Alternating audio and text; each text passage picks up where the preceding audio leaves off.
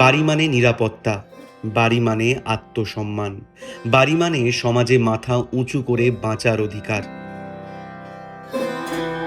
রাজ্য সরকার তার সীমিত ক্ষমতা সত্ত্বেও সম্পূর্ণ নিজস্ব টাকায় বাংলার বাড়ি গ্রামীণ প্রকল্পে রাজ্যের 21টি জেলার 12 লক্ষ যোগ্য পরিবারকে আমি তাদের সকলকে আমাদের অভিনন্দন জানাই। 60,000 করে দুবার 1,20,000 টাকা করে দেওয়া হবে।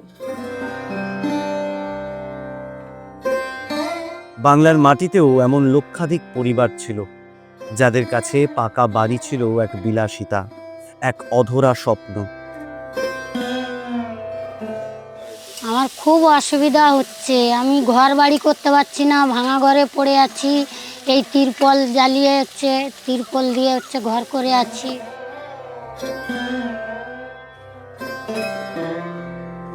বাংলার জনদরদী মুখ্যমন্ত্রী মমতা বন্দ্যোপাধ্যায় সেই কষ্টের ভাষা বুঝেছিলেন।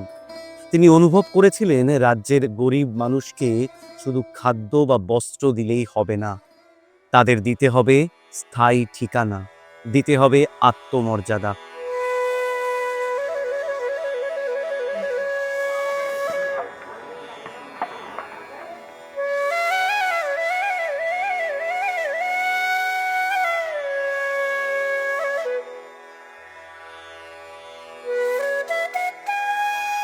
আমি ভাঙা ঘরে ছিলাম, আমার দিদি ঘর দিয়েছে বলে সেই আমি এখনো আছি। দিদি ঘর দিয়েছে বলেই তো আমি আছি, দিদিটা দিচ্ছে বলেই আমি খাইতে পেয়েছি।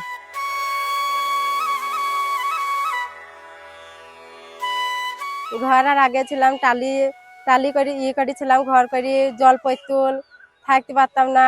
সরকারি থেকে দিয়ে আমার বিশাল উপকার হয়েছে।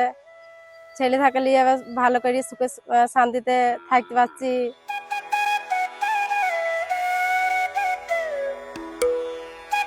এখন মানে খুবই ভালো, দিদিকে খুবই ধন্যবাদ দিতে হয়, খুবই ধন্যবাদ দিই, জানাই তাকে যে কাঁচা বাড়ির থেকে আমার এই বাড়িটা হওয়াতে খুবই ধন্যবাদ।